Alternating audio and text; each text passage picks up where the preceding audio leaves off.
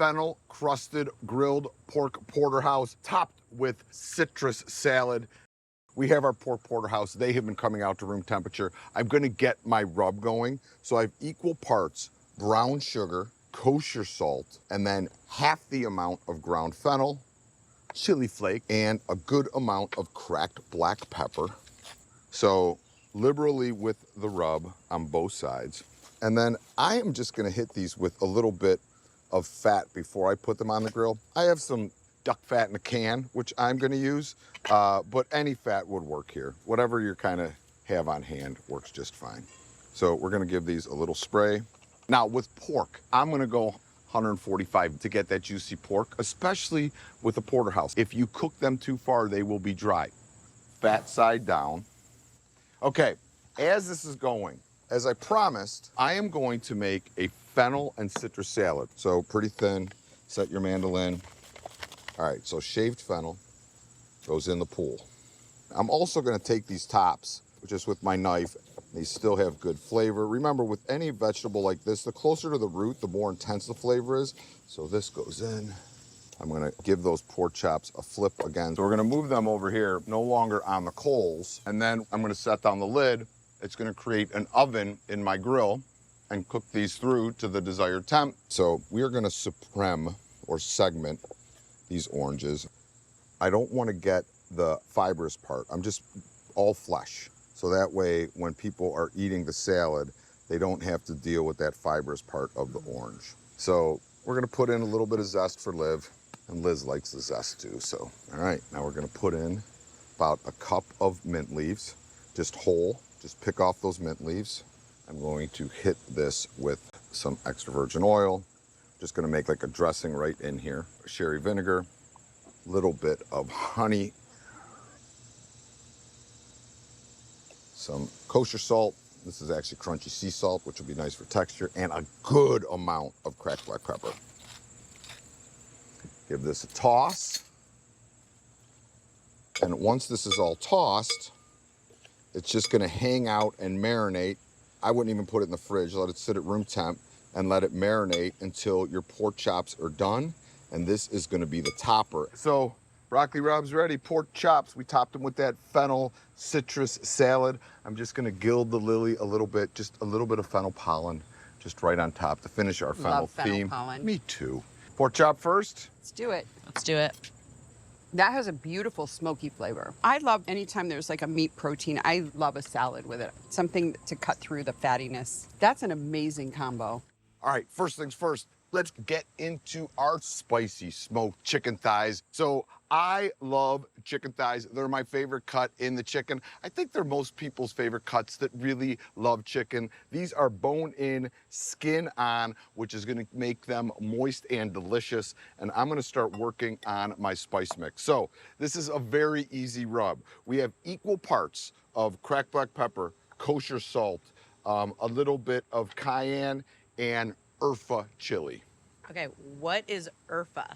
Oh, Liv, I knew you were gonna ask. I have no idea. I've never even heard of this. So Urfa is my favorite chili. It's starting to get a little bit more popular. It's my goal to make Urfa the chili of the people. But it is a Turkish chili that is sun-dried, and it has almost like, it has a little bit of spice to it. To me, it has a touch of smoky flavor, but a gentle heat, and also has like a little bit, almost like a raisiny flavor to it. It's delightful. But if you cannot find it, I would say go maybe 3/4 part ground ancho, and then 1/4 part something with a little bit of heat, like a cayenne would work fine. How do you feel about Urfa now, Liv? I mean, listen, it sounds great. It's really, how does it taste? It tastes great. I've been putting Urfa chili in food that you've been eating at this house for about 10 years now. Oh, so great, I love it. I have cracked black pepper, kosher salt, cayenne, and Urfa chili.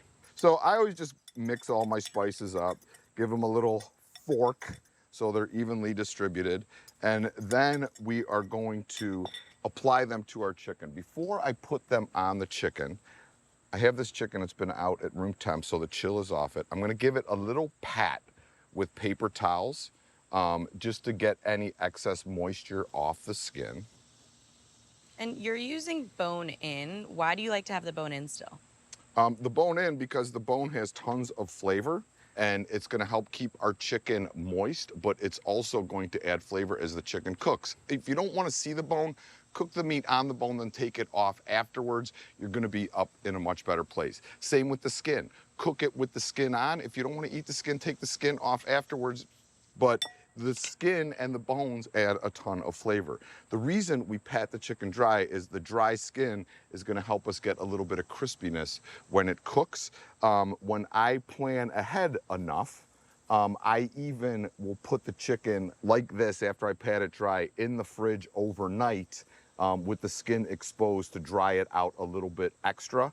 And that's really where you start getting that nice crispy skin. So even coat of our rub. And then I'm gonna give these a flip, get the other side, and then we will get them on our grill. We wanna smoke these around 275, but anywhere between 225 and 325, you're going to have delicious chicken. It's just gonna change the cooking time a little bit. So don't panic if your grill starts to get a little bit too hot. Or it gets a little bit cooler. It's just gonna take a little bit more time. The key is to make sure that your chicken is cooked through to the temperature you want. We're gonna finish these with a glaze. So the smoking part of this situation, I'm only gonna take it to about 130, 140, and then we'll finish them with the glaze. We'll bring them up to that 165, 170 for the thighs. So this is ready. Now I have the snake method set up on the grill. And you could see in here with the snake method, so the coals are very small in the front. They start building up towards the back of the smoker, and that's just gonna give us a nice even cook. What you do is you put that first coal down, you could put a starter underneath the coal, it's gonna spark it, and then it's just gonna go coal to coal to coal to coal, so it holds your temperature throughout. We are going to put our chicken skin side up away from those coals. Why do you do skin side up? Because the skin is going to kind of cook and crisp a little bit and render the delicious fat from the skin into the chicken. It's almost like a self-basting situation, Liv. You know what I'm saying? I got it. You know what I'm saying, boneless, skinless chicken breast girl? You know me well. Mm-hmm. Yep. Liv moved to California and she only eats her chicken without bones and skin. To each his own. We're gonna have a little talk. So let me just put this lid down. If I was doing this indoors, how would I set it up? If you were gonna do it indoors, you could just set your oven to 275 and just let it go at 275 and let it rip. All right, chicken is going, time for our barbecue glaze. So I'm gonna give this barbecue glaze a little bit of hit because our secret guest that is coming later, let's just say that he grew up in our house and I cannot make it spicy enough for him. He loves heat and spicy food. So we are gonna do a habanero pineapple glaze. So it is gonna have a little bit of heat. Here's a great trick with habaneros. Habaneros, ghost peppers, chilies like that have a ton of heat, like an insane amount of heat. To control the heat, this is a Bobby Flay trick, only thing he's ever taught me. You take one slice, you put it in the chili, and you drop it in. And so this way, you can pull it out when you want, and it's gonna release its heat gently through the sauce. So this is a great trick. Thanks, B. Flay. I appreciate your kindness. That goes in the pot. To that, we're gonna add about 2 cups or a pint of pineapple juice. We're going to add about a cup of chunked fresh pineapple. Lime juice, because lime juice and pineapple are delicious together. Sherry vinegar, and I am gonna hack up 1 onion that will simmer in here, and we could just remove this out at the end. And we are also going to put in a little bit of honey. This is another thing I learned from Bobby. You always want that balance of sweet and spicy. You just don't want a fireball or something super sweet. So I'm gonna put this directly over the coals on my grill. We're gonna let it come up to a simmer. It's gonna cook for about 30 minutes, break down, and then I'll show you how to finish that. So this has been simmering away. We have those habaneros which have broken down. Everything is nice and tender, and we are just gonna buzz this up until it is smooth. So I'm gonna remove the onions and the habanero because the trick that I showed you with the little slit in there kind of gives you the heat in a very controlled situation. But the nice thing is if I want to make it hotter, I could start adding chunks of the habanero or whatever hot chili you're using back in. So we're gonna buzz this up.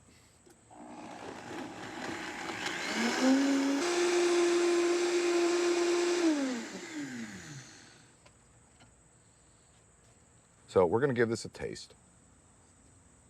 Pretty good. I think it could use a little more sweet.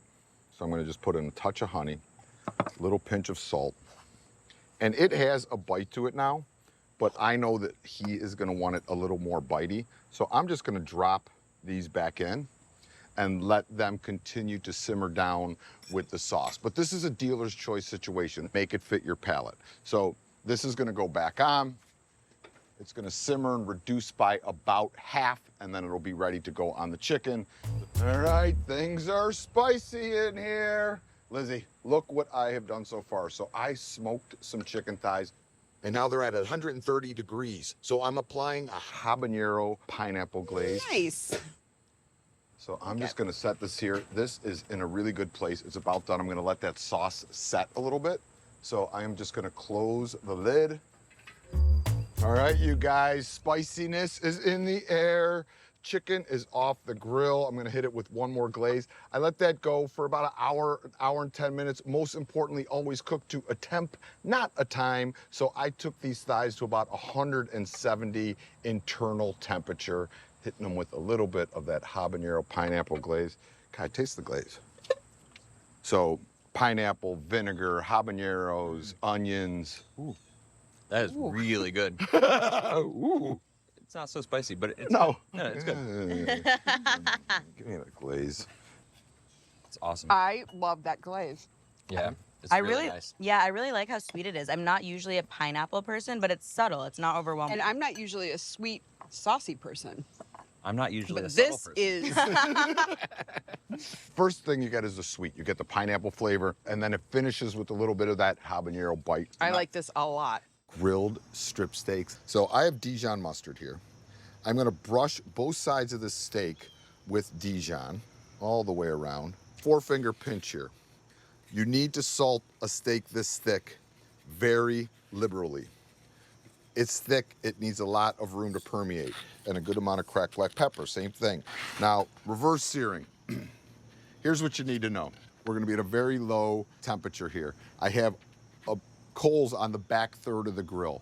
Once we get to that 105, 110, the steak is just about done. All we need to do at that point is sear it at the last minute before we serve it. Roasted garlic, anchovy butter. We need to roast the garlic. The good news is these reverse sear steaks are gonna take about an hour. Roasted garlic takes about an hour. So we're gonna put them in at the same time. I'm gonna cut the root end off the garlic, like so. We're going to place the garlic in our foil. You leave all the skin on there? Yep. We're gonna put a liberal amount of extra virgin olive oil on top. And we're gonna put a nice big pinch of sea salt.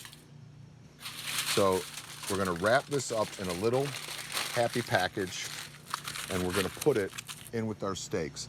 We'll also cook this in about the same amount of time. All right, the anchovies. Pinch of salt on our cutting board. There's 2 anchovies here actually. I'm gonna give them a quick little chop. I put the anchovies on the board, and now I'm just smashing them into a paste with that sea salt. So they're kind of just dissolving, so those non-anchovy people aren't even gonna recognize that they were in the butter. So we have our softened butter, our anchovies. I'm gonna cut up some chives. All right, so chives are there. They go in with our butter. I like a lot of pepper with steaks, so I'm gonna go a good couple turns of cracked black pepper, pinch of sea salt, fork. So look, the butter, the chives, the salt and the pepper. We're reverse searing the steaks, Liz, so I'm gonna grab these steaks and just start the searing process. Okay. Look what's happening here. Look at how quick it happens. Yo, Because we put that hot reverse sear grill. on it, not hot grill. So I have the anchovy, butter, chives, salt, and pepper. We roasted a head of garlic.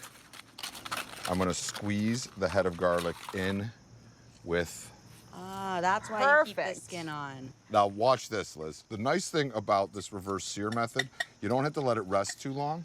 So it is still pretty hot on top, and we're gonna spread that anchovy herb garlic butter right over top of that. All right, now this one is ours. I'm gonna cut them up. Look at it. See that? When you do the reverse sear, it just cooks it real evenly all the way through. We're gonna take some Flaky salt. flaky salt, put it My on favorite top. things. It's perfect. Ladies and gentlemen, the king has left the building. I know I'm a chef and I could cook, but like the thing that I feel that I do better than almost anybody is steak. It's really buttery, but it's got that crunchy, almost crust to it. That pop of salt and that anchovy butter is unbelievable. The Coney dog, a Detroit iconic dog. So the first thing that we're gonna do is we're gonna start making our Coney sauce. I have my pan over the coals on the grill. I'm gonna add a little bit of olive oil to get that going. First thing goes in is our ground sirloin. This is 80-20. And then I'm gonna put in my ground beef heart. I'm gonna hit them with some kosher salt and cracked black pepper. Oh, look at this. Come here, get in here real quick. Oh, wow, look at that. I And love now the we browning. we just chop it up, let it continue to brown up before we That's add the our best veg. flavored.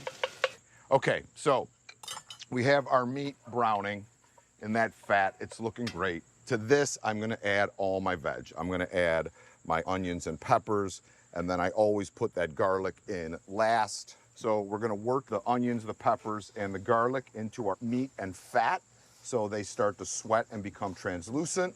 And now we're gonna start working on the spices that we are gonna add to this. I have about 4 teaspoons of chipotle powder, about 1 teaspoon of paprika, 1 teaspoon of cumin, and 1/8 of a teaspoon of clove, and some dried Greek oregano, the good stuff.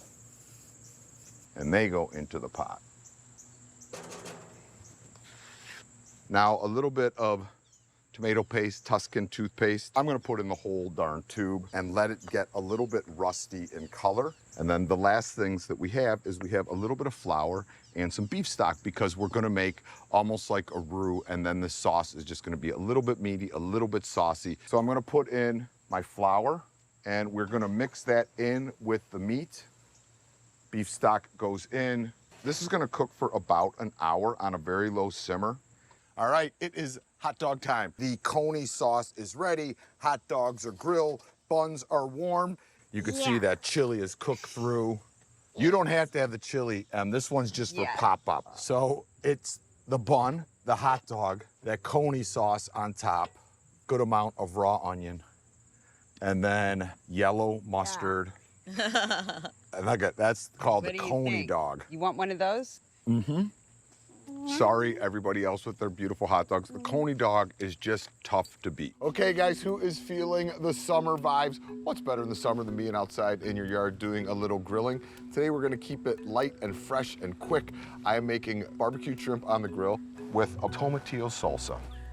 First things first, we are gonna get our barbecued shrimp going. So I'm gonna build my marinade. I have 1 tablespoon of brown sugar. Marshmallow trick in the brown sugar, put the whole marshmallow in.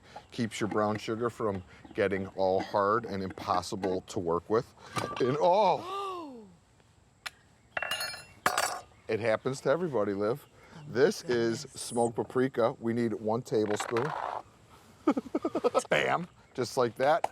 To this, I'm gonna add a teaspoon of cumin, a teaspoon of coriander, and a teaspoon of cayenne, and then the zest and the juice of 2 limes. There's so much flavor in the zest, why waste it? And lime and shrimp is peas and carrots, baby. They just go great together. And could you customize the spices in here to whatever you like?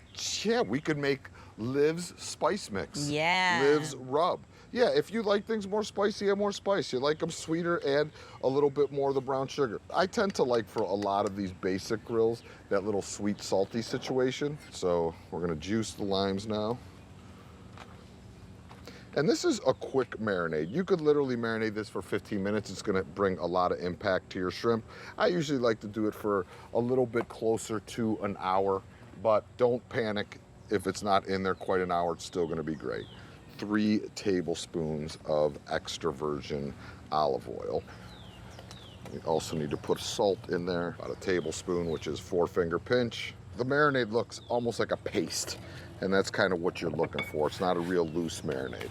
So with the shrimp, a lot of people would take the shells completely off the shrimp or buy shrimp that is shelled. When I grill shrimp, I like to keep the shell on. I think it helps protect the shrimp from overcooking and drying out. There's also tons of flavor in the shells, which resonates back into the meat. So these are shell on, but deveined. So we deveined them, but left the shell on, and these are 1620 shrimp. What does 1620 mean? With shrimp and scallops, you'll typically see a number count before them, and that just means how many there are per pound. Oh. So about how many do you think of these will be in a pound? 16, wait, no. She's never paying attention. She pretends she's paying attention. Okay, Liv, we're gonna do it again. 1620 means that it's the count for how many are in a pound. How many shrimp do you think are here? So 16 or 20? 16 to 20. Okay. See, I listen, right? So we give this a good mix, and this could sit for, 15 minutes to 3 hours, and you're in pretty good shape. I think optimal time is about an hour. A little tomatillo salsa. Now remember, salsa just means sauce. So we're making a sauce with tomatillo, jalapeno, scallions that are charred, and to that we're gonna add some cilantro, garlic, lime, and cumin. So when you see the tomatillos at the store, or your farmer's market, they come in this husk. First you need to take the husk off, then you kind of rinse them under cold water so you get them so that is all gone. Got it. I'm gonna grab a baking rack and I'm gonna place these on the baking rack. They're so cute. Right, Look how yeah. little they are. Tomatillos, what's not to love? It looks like a tomato, but it's a little bit more sour. It has an interesting flavor to it. We're gonna take our scallions, I'm gonna put those on the rack also, and we're gonna take the 2 jalapenos. And then I'm gonna olive oil and season this. A little bit of salt. A little bit of extra virgin olive oil. And this is kind of just a simple, it's not like a big trick, but a simple trick, and I'm gonna do the same thing with the shrimp. So I don't have to sit here over the high heat and flip and flip and flip and flip and flip. You put everything on the baking rack, and then you set your baking rack right on the grill. And if you look down in the grill here, we're not offset at all. We just have center fire on the grill, medium high heat. Once they all char, so I'm not messing around over the flames, I grab my 2 set of tongs, I pull the rack off, I flip what's on there, I put it back on, and we're through the charring process then. They're gonna go about 2 minutes aside. Genius. You burn your hands enough time and you just figure stuff out. Look, these are looking great. They have great char on them. I'm gonna move these on my tray so I don't worry about burning my cutting board. And we just start loading everything into our mixer, except the jalapenos, which we have to peel. You could chop it by hand if you want. Any blender will work, a food processor will work, Do you like a chunky salsa, Liv, or do you like a smooth salsa? If it's on a taco, I like it smooth. If I'm dipping chips in it, I like it a little chunky. Well, there you go. I think that's a very good point. Thank you. We're gonna put in 2 cloves of garlic, pinch of cumin, a bunch of cilantro, including the stems, because there's tons of flavors in the stems. Then we're gonna put in the juice of 2 to 3 limes, depending on how much juice our limes are throwing. What if you wanted to make this salsa spicy? With the jalapeno, if we want to keep it spicy, we're going to leave in the seeds and the ribs. If we want to make it more fruity and less spicy, we could take out the seed and the ribs. A couple tablespoons of our olive oil. And then with these, you could either put them in a bag, to help you peel them, but we charred them real good. So you could just take the tip of your knife, run it straight down. Do not run them under cold water, or else you're gonna rinse off all that smoky, charred goodness that you have. But so why do you peel them? Why don't you peel them? Because Yeah. the smoke has permeated, the pepper's gotten soft now. You don't want to eat the skin. It's a little fibrous. Okay. Unless you're trying to add some fiber to your diet, then you could leave the skins on. All right, we get it on our food processor, and we are just gonna blast this until it's smooth. Okay, I wanna show you a fun little trick on how to grill the shrimp.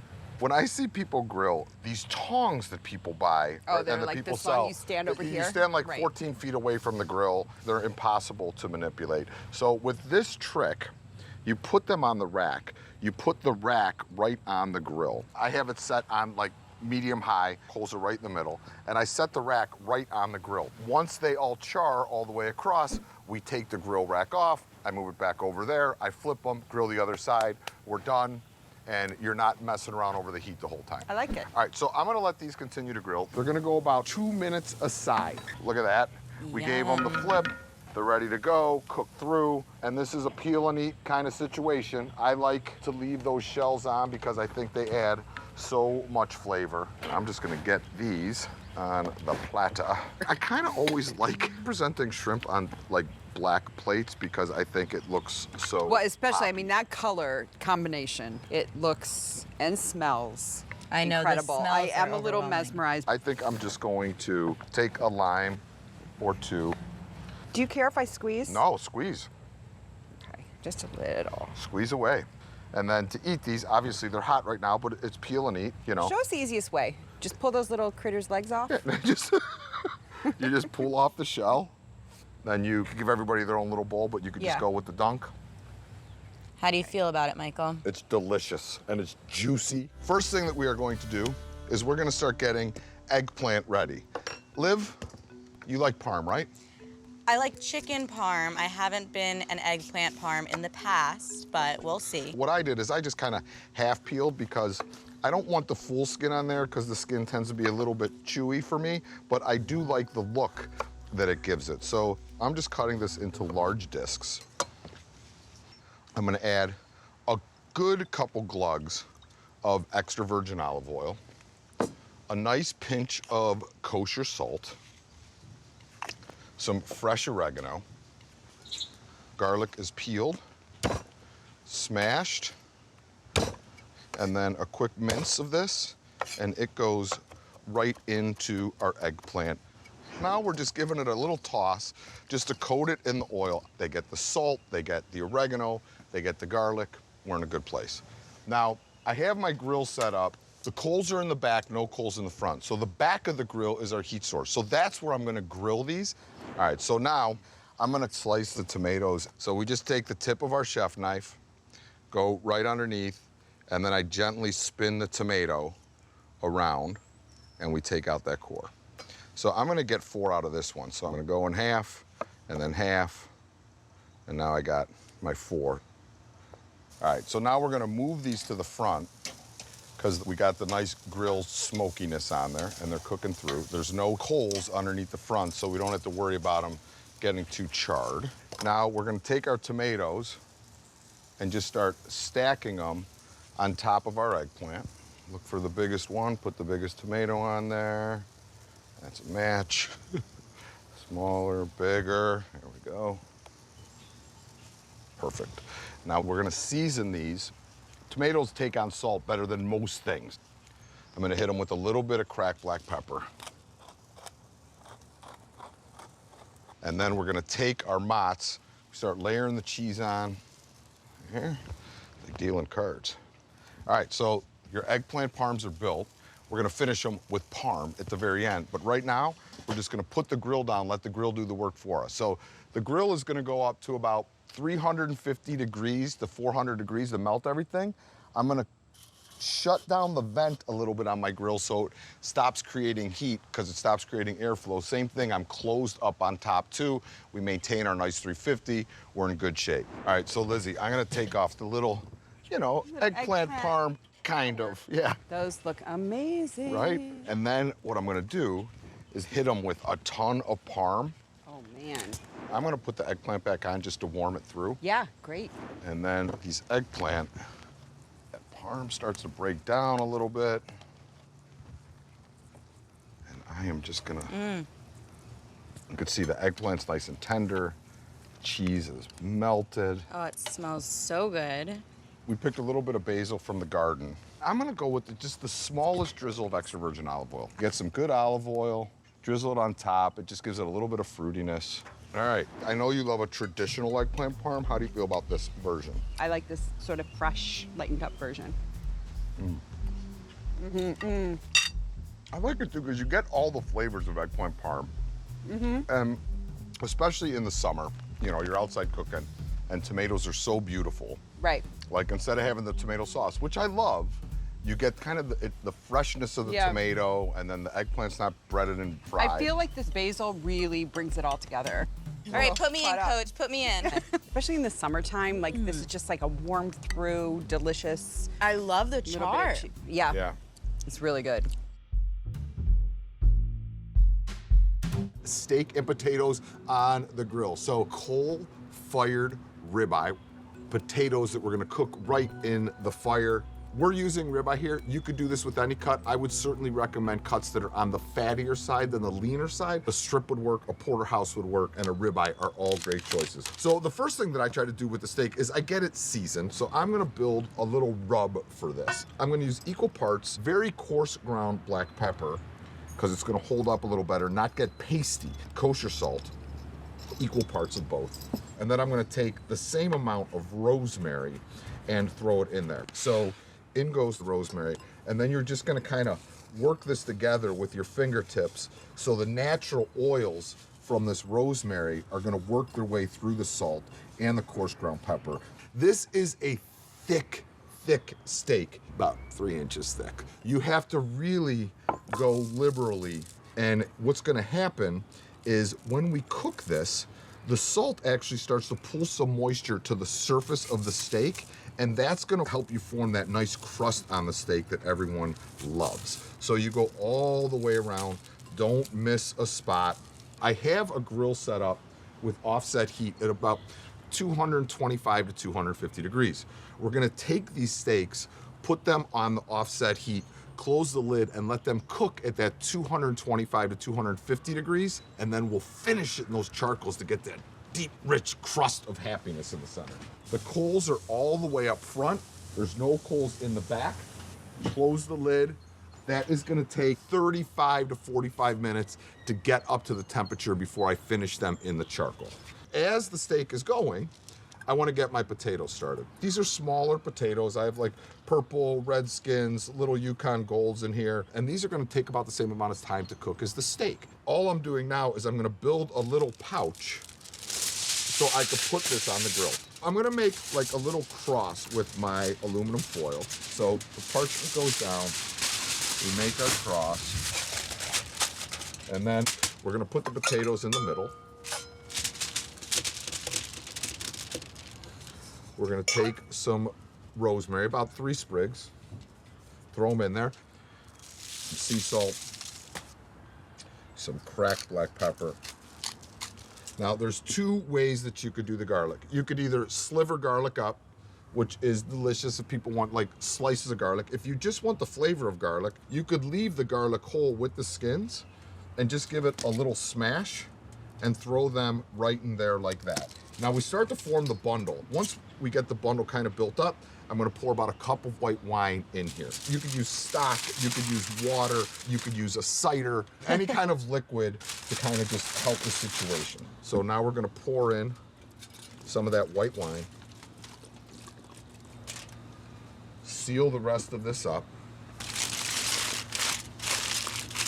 So these are gonna go over on this grill, off the heat. Charcoal is on one side, and we're gonna cook those to about 30 to 45 minutes. All right, our steaks are going. The grill is set at about 225, 250 degrees, because remember, we're doing a reverse sear. So I'm gonna put the thermometer right in the middle. I wanna cook these to about medium rare-ish, maybe a bump over that. So I wanna take them to rare. I'm at 73 degrees. I'm looking for this to get up to about 110, 115. So we're in a good place with this. Potatoes are cooking away over there. Lizzie, I'm very excited. These steaks are No, you are. right where we want them. I like to take them to about 110-ish, 115. Because you're still gonna get those nice and hot, right? Oh yeah, these are going right on the live coals. Look, Woo. Ooh, they're very hot. But Oh, yeah. you could test them with the tip of a knife. It's nice and tender. So I'm gonna take my potato, very hot, very hot, very hot, to there. Here's where things get a little crazy. I'm gonna take the top off the grill. This terrifies me a little. Are you frightened? A little bit. I really want these steaks to get like a really super char. I'm gonna take them, I'm gonna brush these with a little bit of extra virgin olive oil.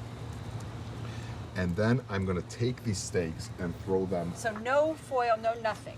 right into the coals. You can see they're now like white, Yes. like super hot. Yes. And we're gonna take these giant steaks Place them gently. Oh, careful. right in the fire, Scared. right in the Open. fire. Wow. The first time I was Right. playing around with this once, I didn't have a grill, so I did them in a fire pit. And it Awesome. was the most delicious steak I've ever had. So I'm like, I'm just gonna go for it. So I'm Okay. gonna man this. Whoa. I mean, look at the crust. It's Oh my just God. sparkly with and that bubbly. char. It is, right? Oh, the smell. So I'm just gonna let these kind of rest and hang out. Okay. So I'm gonna bring up my steaks. Mm. They are ready to go. I have these beautiful potatoes. I mean, look at this. We cooked them with rosemary, sea salt, some garlic cloves. I'm gonna give them a little Give them a little shine. splish splash of olive oil on top. Great. And those are gonna go on the platter with all their glorious Oh, juices wow. and the wine and all that pretty. good stuff Wow. in there. I'm gonna start cutting up these steaks. I let them rest for about 10 minutes.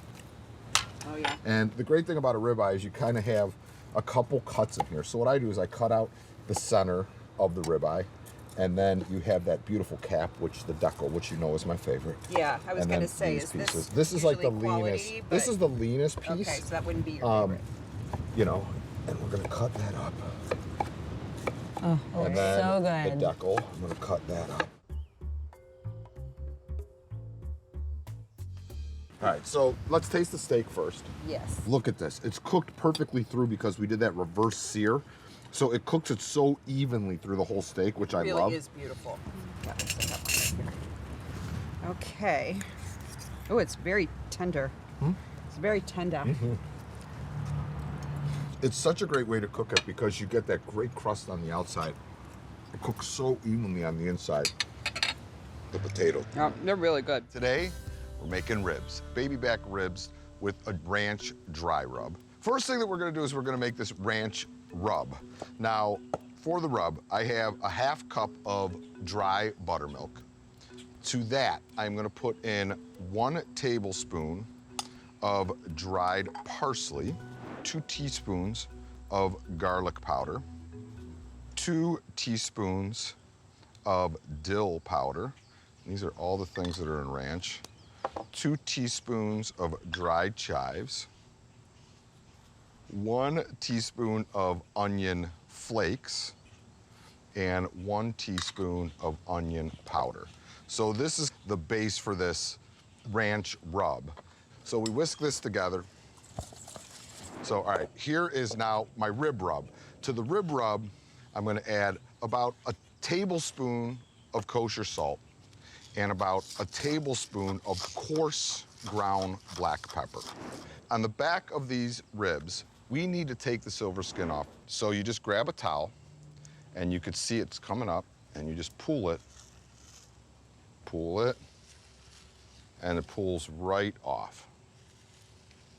And that's garbage, no need for it. If you leave the silver skin on, the smoke can't really get in there.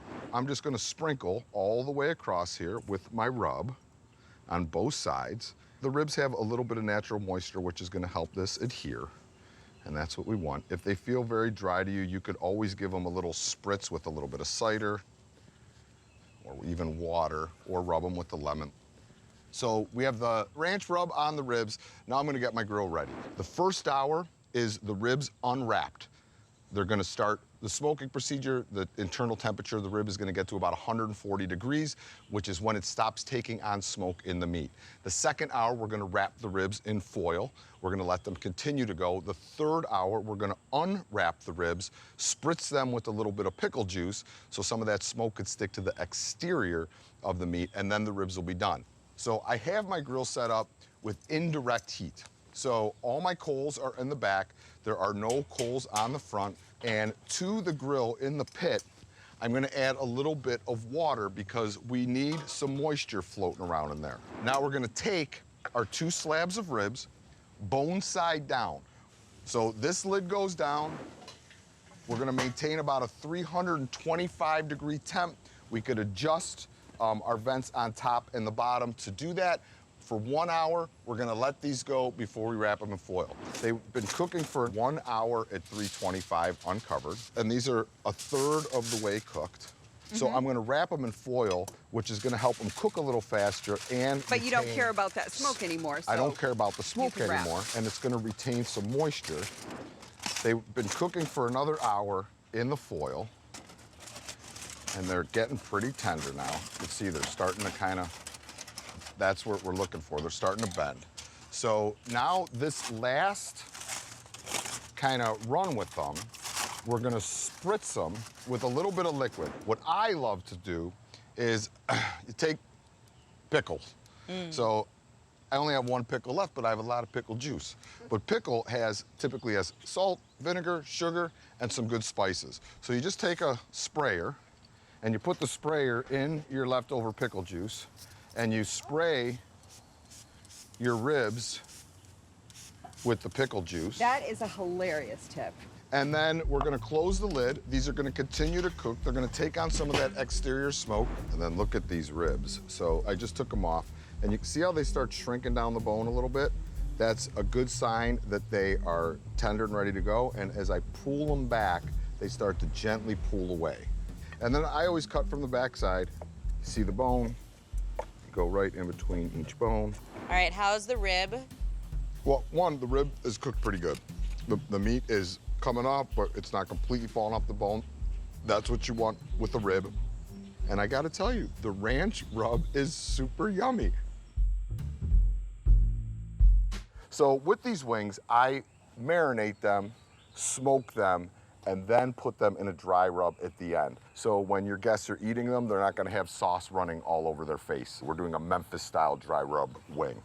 So first things first, with your wings, I mean, I like to use the whole wing. Look at these babies, Liv. I mean, they're big. There's about 3 to a pound. It could take on a good amount of smoke and flavor, and you don't have to worry about it drying out. For the marinade, I go with a touch of sugar, a little bit of cayenne. It's about 2 tablespoons of cayenne, 2 tablespoons of sugar, roughly. About a tablespoon of salt, and then we are going to add the juice of 2 limes. Could I use a different citrus in here? I like the way that the lime kind of cuts through because of the acidity level, but orange or lemon would work fine. You could even do a splash of vinegar if you liked. Sherry vinegar, cider vinegar would work perfect. All right, so we get those juiced. We give this a little mix. And this isn't like a wet marinade. This is just kind of to coat everything. And once you get the marinade on your wings, you could go pretty quick with them if you want, but in a perfect world, I would say let them marinate for 4 to 6 hours to really kind of take on the flavor. And because we're using the whole wing, it protects us from worrying about them drying out. All right, so wings are ready. I'm gonna set them over there. So these ones have been marinated for, you know, about 4 hours. And you can see how they kind of take on the marinade a bit, and that's what we're looking for. Now, I'm gonna get the rub set and ready. So kosher salt, cracked black pepper, and these are roughly all equal parts. Sugar, a little bit of paprika. I'm using a sweet paprika. Chili powder, garlic powder, onion powder, ground cumin, and a little bit of cayenne. And then we're gonna put in a 1/2 cup brown sugar. Okay, so I know you're gonna probably get mad at me for saying this, but couldn't I just like buy my own concoction of spices? Do I have to make it No, myself? 100%. There are some great rubs out there. If there's one that you love, use it. All right, rub is ready, wings are marinated. Now they need to start smoking. So I have all my coals set to one side of the grill. They're at white embers now, or getting close to that white ember situation. Another thing that you can do, I don't always do it, is you could do wood chips. I have apple chips here. We soaked them in a little bit of water. So you could take a little handful of your chips and you could add your chips to your coals to give you some of that flavor. But you want to let the smoke clear a bit. If you see huge plumes of smoke, wait a second till that burns down. The plumes of smoke is what makes things taste a little bit on the acrid side. The clean smoke is what adds that nice smoke flavor. Okay, so now we're just gonna take our wings and we're gonna set them on the side of the grill where there are no coals.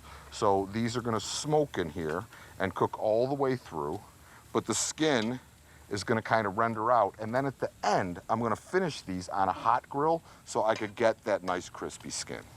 And how do you mimic this indoors? These would be delicious, not smoked also. So I would get your marinade, roast them in a 350-degree oven, 375-degree oven, until they're cooked all the way through and tender. When they come out, you could toss them in the rub, they'll still be delicious. So wings are on the smoker, 25 to 30 minutes. Okay, look at that. Chicken wings are looking good. You can see the skin is tightening up, which is a good sign. These are going at 350. They're not gonna get any of that char color on there yet. We're gonna do that at the very end. The wings take about 25 to 30 minutes, depending on the size of the wing. Remember though, we're gonna grill them at the end to kind of bring them the rest of the way through. So you cook them about 90% on the smoker, finish with the char. As you know, I'm not a huge wing person. I kind of need a dip. Okay. So and I've these got are, the dip. By the way, wait till you see these. These are huge wings. Okay, so maybe I'll like these. Right. But this is a great dip. It's a very herby, garlicky, zesty, buttermilk kind of flavors. All right. So we've got some sour cream here, right? Okay. Could you use like, I don't know, Greek yogurt instead of sour cream? It'd be That'd be actually great. Okay, so I've got some buttermilk in here, so it's like equal parts buttermilk and sour cream. We've got a little pecorino.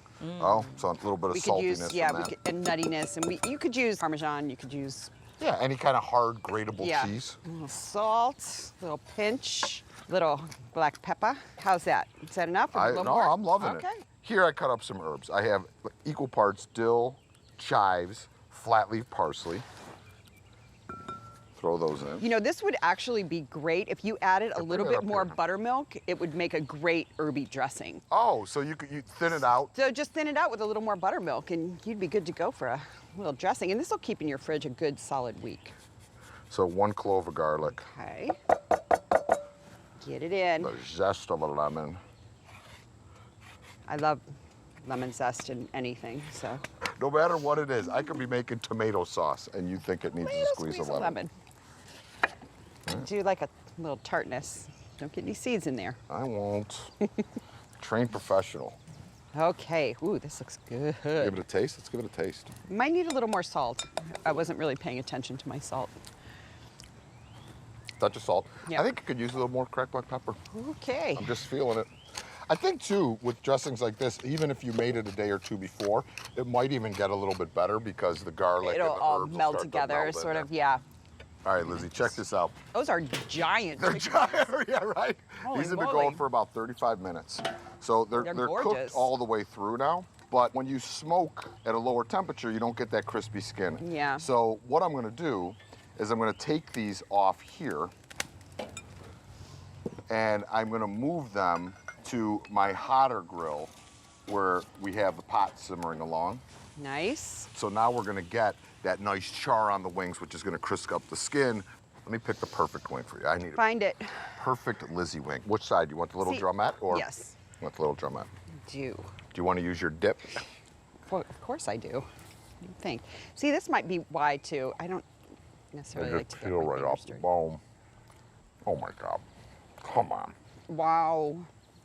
All Okay. day. Those are incredibly tender and delicious. And that rub, you get a little sweet, you get a little heat. It's about the dip. Grilled lamb chops. For the marinade, I am gonna go a little bit of lemon zest and a little bit of lemon juice. So we're just going around getting our lemon ready to go. And then we work right into the juice. Would other citruses be good in this marinade? Well, if you want to be Greek about it, lemon is the one you want to roll with. But orange would work. I don't love lime with lamb. Also, red wine vinegar live, I think, would be very nice in here if you wanted to use that for your acid as well. All right, so juice and zest is in. We're going to smash a couple cloves of garlic. All right, garlic's in. Now some oregano. With the oregano, you don't even have to chop it. You could just peel it right off. Remember, this is just gonna flavor everything. So if you get a stem or two in there, not the end of the world either. Right. But you know, this is how my mom has taught me how to make it. So it's how I'm making it today. Olive oil. And does this matter if it's extra virgin or normal olive oil? Yeah, I mean, for this, because we're gonna go right over the heat with it and it's gonna get really hot on the grill, I'm just going with the regular olive oil. Extra virgin would certainly work, but not necessary. We could season these up with salt and pepper now because we're not gonna marinate this forever, so we don't have to worry about the salt cooking our chops. So high from above, make it rain. Oh, you gotta play the wind here, Liv. See that? Do you dry the lamb chops the same as like you dry chicken or something? I do. Like when the lamb chops come out, you know, you can give them a quick dab with the towel to make sure that there's not a lot of moisture. Anything that you cook on a grill or in a pan, you don't want the exterior of it to be wet because that creates steam. A marinade oil does not create steam, but moisture does. So we don't want that to happen. All right, these go in, and I just kind of smash them around, and we let these marinate up to an hour, you know, or at least an hour, I would say up to 6.